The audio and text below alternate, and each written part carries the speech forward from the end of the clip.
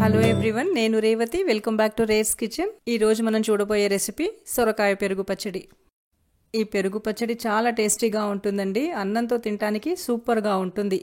చాలా ఈజీగా చేసేసుకోవచ్చు. మరి ఈ పెరుగు పచ్చడికి కావాల్సినవి ఏమేంటో ఎలా చేసుకోవాలో చూద్దామా. ఈరోజు ఈ పెరుగు పచ్చడికి నేను మీడియం సైజ్ సొరకాయలు సగం తీసుకున్నాను. కాయ చెక్కు తీసేసి ముక్కలుగా కట్ చేసి పెట్టుకోవాలి. పెరుగు ఒక పావు లీటర్.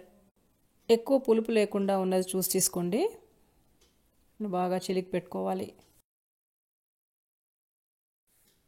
ఇప్పుడు ఈ పచ్చడి ఎలా చేసుకోవాలో చూద్దామండి.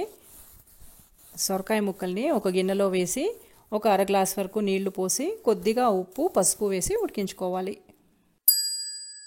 సొరకాయ చాలా తొందరగా ఉడికిపోతుంది. సొరకాయ ముక్కలు ఉడికిపోయాయండి. ఇప్పుడు స్టవ్ ఆఫ్ చేసేసుకొని వీటిని పక్కన పెట్టేసుకుందాము.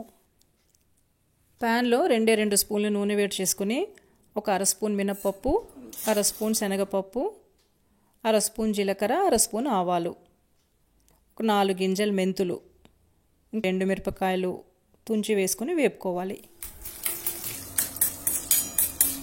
ఇవి వేగగానే ఒక 3-4 పచ్చిమిర్చి తరుగు, కారం మీ టేస్ట్కి తగ్గట్టుగా మీరు మిరపకాయలు చూసి తీసుకోండి. పచ్చిమిరపకాయలని వేపుకోవాలి.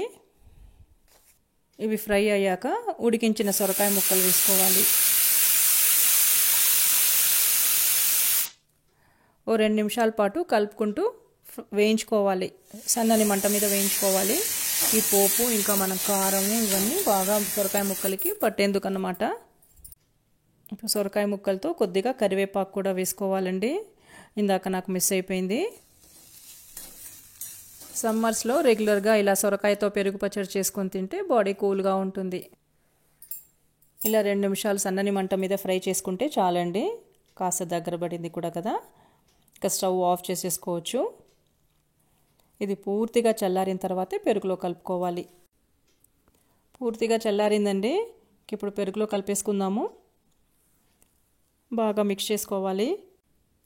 టేస్ట్ చూసి ఉప్పు సరిపోలేదంటే ఇప్పుడు వేసుకోండి. ఇక లాస్ట్లో కొత్తిమీర చల్లుకుంటే సొరకాయ పెరుగు పచ్చడి రెడీ. ఈ వీడియో మీకు నచ్చితే లైక్ చేసి మీ ఫ్రెండ్స్ అందరితో షేర్ చేయండి.